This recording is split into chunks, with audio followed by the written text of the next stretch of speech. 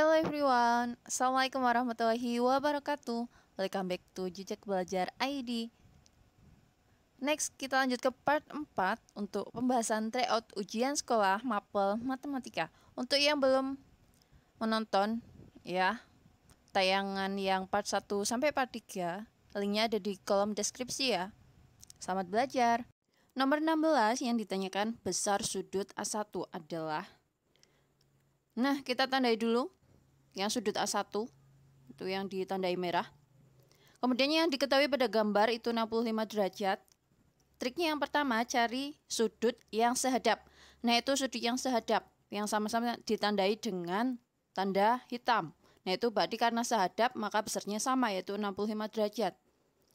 Nah, yang 65 derajat itu kan besar sudut A2. Setelah mencari sudut yang sehadap di area sekitar sudut A1, yaitu telah ditemukan sudut A2, maka cari hubungannya. Sudut A2 dengan sudut A1 itu hubungan sudutnya saling berpelurus. Sudut saling berpelurus itu kedua besar sudutnya jika dijumlah hasilnya harus 180 derajat. Nah, seperti kalau kalian ingat seperti busur derajat. Itu dibatasi oleh garis lurus yang berpanah itu ya. Nah, M itu besar, itu dari kata Inggris ya. Nah, besar sudut A1 itu kan yang ditanyakan, maka kita tulisnya tetap besar sudut A1. M sudut A1 ditambah, nah, besar sudut A2-nya kan sudah kita temukan, yaitu 65 derajat. Di sini langsung saja, bukan pindah ruas ya, tapi trik cepatnya, kalau positif, dipindah jadi negatif. Jadi kalau mencari besar sudut A1 itu 180 derajat dikurangi besar sudut A2, di mana yang sehadap dengan sudut yang telah diketahui 65 derajat. Maka di sini besar sudut A1 hasil dari 180 derajat dikurangi 65 derajat. Didapatkan hasil 115 derajat. Maka jawaban yang tepat yaitu opsi C. Ya. Kalian mungkin bisa dengan trik yang lain. Kalau ini menurut kalian mudah ya digunakan. Terus berlatih dan coba soal yang lainnya dari sumber lain yang sejenis. Ya, pokoknya berlatih dan berlatih. Kemudian next kita lanjut ke nomor 17. Ini semacam soal AKM ya. Jadi ada stimulusnya. Kalian langsung saja baca ke inti pertanyaannya. Nah, di sini itu kan ada ilustrasi gambarnya. Langsung ke pertanyaannya. Misalkan tinggi tiang bendera adalah 12 meter seperti pada gambar. Ya. Panjang tali yang dipunyai adalah 15 meter. Maka jarak patok dengan pangkal bawah tiang adalah berapa meter? Karena ini ilustrasinya segitiga siku-siku, maka ini menggunakan teorema Pitagoras. Yang ditanyakan itu kan yang bagian bawah, itu sisi tegak. Kalau yang ditanyakan panjang sisi tegak, ya dalam teorema Pitagoras itu selisih. Cara mudahnya seperti itu. Nah, langsung akar, kemudian selisih, kuadrat, sisi yang terpanjang, nah di sini yang terpanjang yaitu 15. Nah, dikuadratkan, kemudian dikurangi panjang sisi yang satunya, yaitu 12. Dikuadratkan seperti itu. Harusnya sih ini dinamakan bukan panjang sisi ya, tapi harusnya itu panjang rusuk yang sebenarnya seperti itu. Nah, ada kedua cara, bebas menurut kalian mana nantinya yang termudah dan efisien waktu. Ini cara yang pertama, itu dihitung manual 15 kuadrat. Nah, untuk penghitungan kuadrat dengan satuannya 5, itu ada triknya. Ingat ya, kuadrat itu dikali, bukan ditambah. Nah, karena terkadang masih ada yang keliru. 15 kuadrat jawabnya 30. Ada yang keliru seperti ini. Nah, ini triknya untuk 15 kali 15. Langsung saja yang bagian satuan 5 kali 5 itu kan 25. Nah, untuk yang puluhan itu yang atasnya tambah 1 berapapun angkanya. Kemudian hasilnya 2 dikalikan 1, maka 2. Hasil akhir 225. Nah, tinggal dituliskan di sini dikurangi 12 kuadrat itu 144. Ini angka-angka yang sering keluar kalau dalam menggunakan teorema Pitagoras.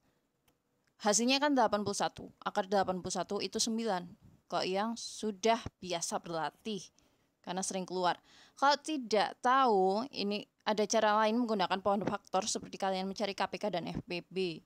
Dibagi bilangan prima. Ya itu kan menghitungnya juga harus teliti. Didapatkan hasil 3-nya ada 4, kalian pasangkan 22 karena ini akar kuadrat. Ditulisnya karena ada 2 pasang angka 3 semua, maka 3 kali 3 hasilnya 9. Ini untuk yang cara kedua. Nih kalau ada selisih kuadrat seperti ini, kalian ada buka tutup kurungnya 2, kemudian 15 dengan 12 tulis, yang satunya positif, yang satunya negatif. Hasilnya kan 27 dikalikan 3. Jadi kurung-kurung itu artinya kali ya.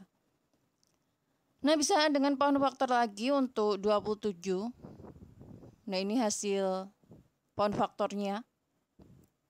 Nanti dituliskan, di sini ada bilangan 3-nya ada 3. Ini 1, 2, 3 dengan tulisan merah. Kemudian kan ada satu lagi itu. Ya, yang aslinya kan ada 1. Nah, itu. Kemudian dipasang-pasangkan seperti tadi, 22 karena ini akar kuadrat. Kalau akar pangkat 3 ya dipasangkan 3. Tulis 3, yang satunya juga 3. Aslinya 9, semudahnya kalian pokoknya. Kemudian next ke nomor selanjutnya, yaitu 18. Sebuah bidak catur berada pada koordinat -3, -1. Nah, ini dengan cara yang pertama. Sorry ya, ini ada error, layarnya jadi kecoret seperti itu. Cara yang pertama, tanpa rumus dinalar. Ini bidang koordinat kartesius digambar.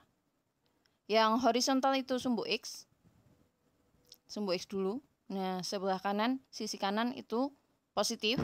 Kemudian menggambar sisi kiri itu yang negatif. Nah, kalau yang vertikalnya itu sumbu Y. Nah, itu jedanya harus sama. Yang sumbu Y, garis vertikal, itu yang atas positif, jedanya harus sama. Ini dikira-kira saja ya. Kalau yang sisi bawah, itu yang negatif. Kemudian digambar titiknya, koordinat -3, -1. Titik koordinat itu kan X, Y. Jadi titik X-nya -3. Nah, itu pada sumbu X ya di titik -3 tuh. Kemudian pada sumbu Y di titik -1 ditandai. Nah, kemudian diberi tanda garis-garis putus itu. Maka kedua titik kalau dibuat garis putus-putus, ada titik ditandai ungu. Nah, disitulah titik koordinat -3, -1. Lalu bidak tersebut digeser 3 satuan ke kiri, yaitu digeser ke kiri, ditandai ungu. Kemudian 6 satuan ke atas, ditandai dengan garis biru. Ditemukan titik, ditandai hitam itu. Kemudian sambung dengan garis putus-putus lagi. Itu kan berarti sesuai garis putus-putus di sumbu X-nya titik -6, pada sumbu Y-nya titik 5. Maka koordinat bidak setelah pergeseran tersebut adalah C -6,5. Untuk cara yang kedua, nih, koordinat -3, -1. Kalau ini yang menggunakan rumus digeser, pergeseran itu translasi kalau pada geometri transformasi. Digeser karena 3 satuan ke kiri itu kan negatif. Maka -3, 6 satuan ke atas.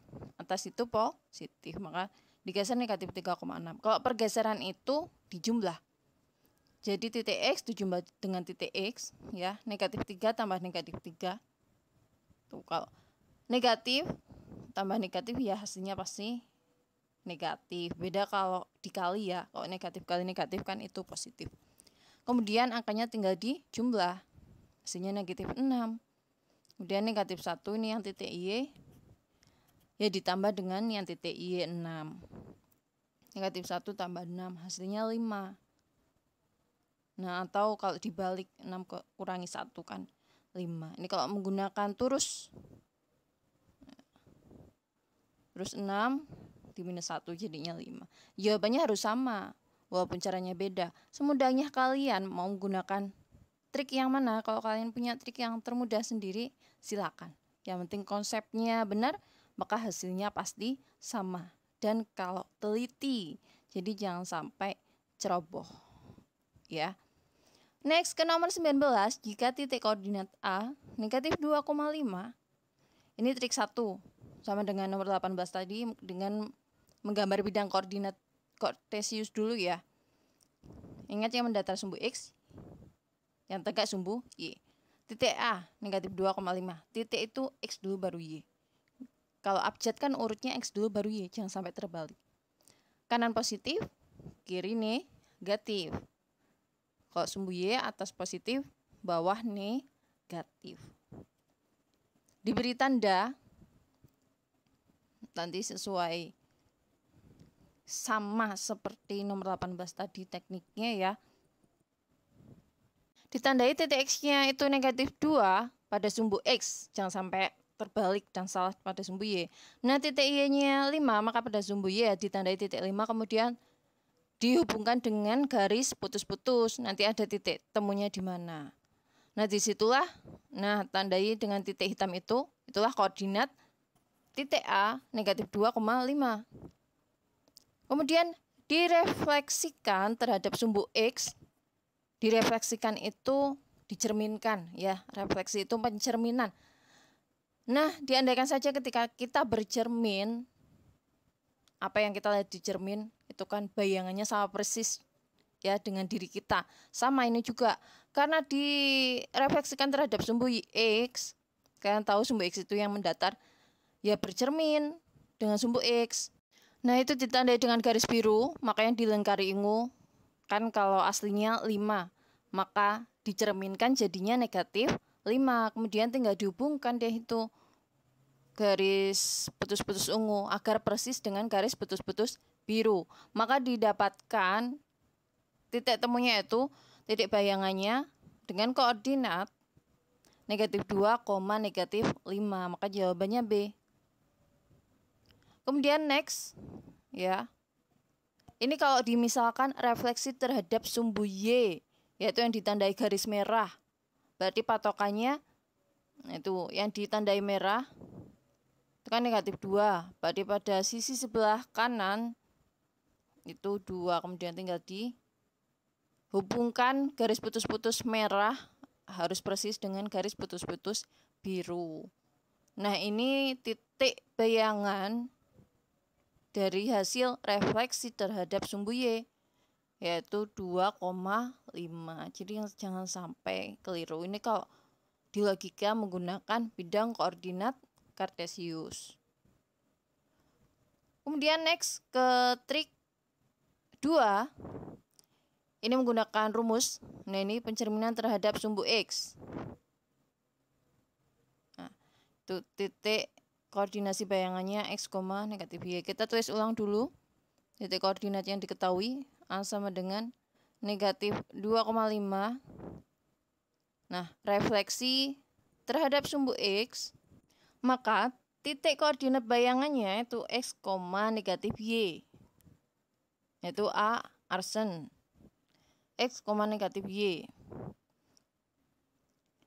Maka titik X-nya itu kan masih tetap seperti semula ya, yaitu negatif 2. Kalau titik Y-nya jadi ada negatifnya. Jadi kalau seperti ini, nah X-nya masih sama yaitu negatif 2, ini negatifnya tulis dulu, Y-nya kan 5, berarti negatif 5. Seperti itu ya.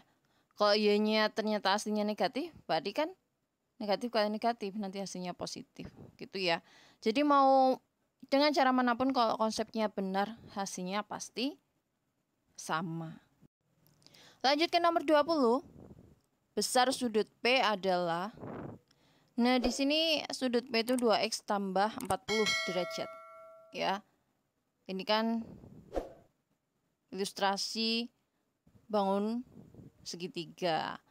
Jumlah sudut dalam segitiga itu besarnya 180 derajat. Maka kalau dijumlah semuanya harus 180 derajat. 4x tambah x tambah 2x tambah 40 derajat sama dengan harus 140 derajat. Nah di sini kan x itu sama dengan 1x. Ini kadang ada yang lupa. Ya, ada yang kurang paham juga. Ini tak ingatkan kalau x itu 1x. Maka yang bervariabel x semuanya bisa dijumlah. Berarti kan 4x tambah 1x tambah 2x berarti 7x tambah 40 derajat sama dengan 180 derajat. Kemudian yang tidak bervariabel x maka dipindah ruas. Di sini yaitu ya 40 derajatnya yang dipindah, berarti 180 derajatnya ditulis dulu. Karena positif dipindah jadi negatif. Sekali lagi kita ingatkan kalau tidak ada konsep pindah ruas, cuma ini triknya saja biar cepat. Seperti itu ya. Maka 7x sama dengan hasil selisihnya 140 derajat. Ini disambung di sebelahnya. Maka x sama dengan 140 derajat dibagi 7. Ya. Bisa disederhanakan. X sama dengan 14 bagi 7. 1 dengan 2.